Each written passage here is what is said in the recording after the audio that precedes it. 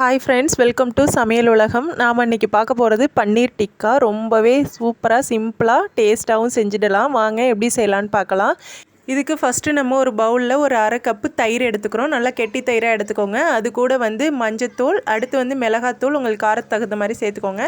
அடுத்து அரை ஸ்பூன் மல்லித்தூள் சேர்த்துக்கிறோம். அடுத்து ஒரு ஸ்பூன் ஜீரகத்தூள், அடுத்து அரை ஸ்பூன் மிளகுத்தூள் சேர்த்துக்கிறோம்.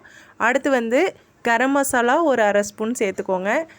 அடுத்து அது கூட இஞ்சி பூண்டு பேஸ்ட்டு அரை ஸ்பூன் அளவு எடுத்துருக்கோம். அடுத்து தேவையான அளவு உப்பு சேர்த்துட்டு அடுத்து ஒரு ஸ்பூன் எலுமிச்சப்பழ சாறு சேர்த்துருக்கோம். அடுத்து அது கூட கொத்தமல்லி இலை அதுவும் நறுக்கி சின்ன சின்னதாக நறுக்கி அதையும் சேர்த்துருக்கோம். அடுத்து இது எல்லாத்தையும் நல்லா மிக்ஸ் பண்ணுங்கள். எல்லாமே நல்லா அந்த தயிரோடு மசாலா நல்லா மிக்ஸ் ஆகணும். மிக்ஸ் ஆனதுக்கப்புறம் அது கூட நம்ம பன்னீர் சேர்த்துக்க போகிறோம். அது ஒரு 200 கிராம் அளவு இருக்கும். இது மாதிரி க்யூபாக கட் பண்ணிக்கோங்க. அதை இது கூட சேர்த்துக்கிறோம். அடுத்து இது கூட பெரிய வெங்காயம் இந்த சைஸில் கட் பண்ணிக்கோங்க. அடுத்து குடமிளகா எடுத்துருக்கோம். ஒரு க்ரீன் கலர், ரெட் கலர், உங்களுக்கு என்ன கலர் கிடைக்குதோ எடுத்துக்கலாம். அதையும் இது மாதிரி கட் பண்ணி அது கூட எல்லாத்தையும் இப்போ சேர்த்துருக்கோம். நல்லா அந்த மசாலா கூட மிக்ஸ் ஆகிற அளவுக்கு அந்த பன்னீர், அந்த வெங்காயம், அந்த குடமிளகா நல்லா எல்லாத்தையும் நல்லா மிக்ஸ் பண்ணி விடுங்க.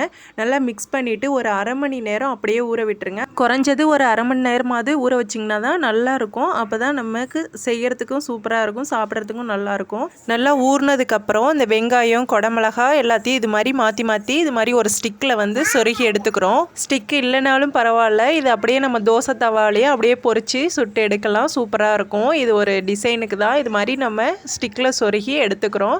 அதுதான் பன்னீர் டிக்கா. அவ்வளோதான்.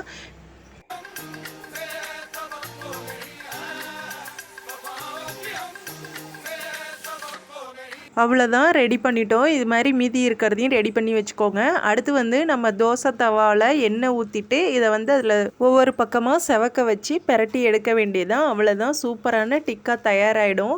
பாருங்கள், கொஞ்சம் மீடியம் ஃப்ளேம்லேயே வச்சு செஞ்சால் தான் நல்லா எல்லா பக்கமும் வெந்து இருக்கும், சூப்பராகவும் இருக்கும். உள்ளே சாப்பிடும்போது அவ்வளோ ஒரு சாஃப்டாக, அது எப்படி சொல்கிற, மேலே கொஞ்சம் மொறுன்னு உள்ளே கொஞ்சம் நல்லா சாஃப்டாக, சாப்பிடவே அவ்வளோ ஒரு சூப்பராக இருந்தது. கண்டிப்பாக ட்ரை பண்ணி பாருங்கள். ரொம்பவே சூப்பரான பன்னீர் டிக்கா தயாராகிடுச்சு. கண்டிப்பாக ட்ரை பண்ணி பாருங்கள். ட்ரை பண்ணிவிட்டு எப்படி இருக்குன்னு லைக் பண்ணுங்கள், கமெண்ட் பண்ணுங்கள், ஷேர் பண்ணுங்கள். அதோட நம்ம சேனல் இப்போ தான் வரீங்க அப்படின்னா கீழே இருக்க சிவப்பு கலர் சப்ஸ்கிரைப் பட்டனும் அப்படியே பெல் பட்டனையும் அழுத்த மறந்துடாதீங்க. அப்போ தான் நான் போடுற ஒவ்வொரு வீடியோ உங்களுக்கு உடனுக்குடனே நோட்டிஃபிகேஷனில் வரும். Okay, thank you. இதை தான் கடையில் 250, 300ன்னு விற்கிறாங்க. இதை நம்ம வீட்டிலே 50 ரூபா செலவில் சூப்பராக ஹெல்த்தியாக செஞ்சிடலாம். குழந்தைங்களுக்கும் ரொம்ப பிடிக்கும். கண்டிப்பாக ட்ரை பண்ணுங்கள். தேங்க்ஸ் ஃபார் வாட்சிங்.